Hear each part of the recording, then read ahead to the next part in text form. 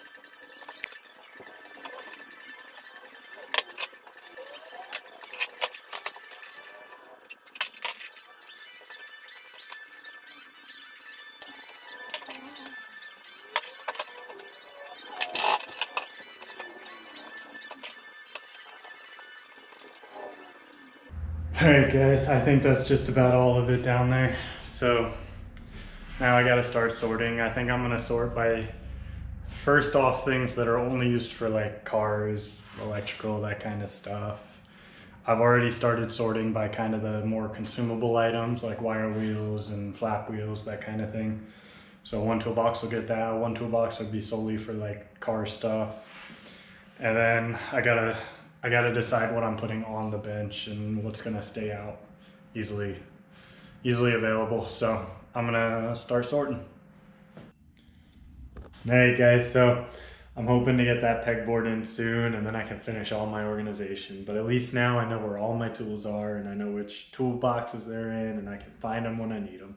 So hope you guys have a good day. Thanks for watching.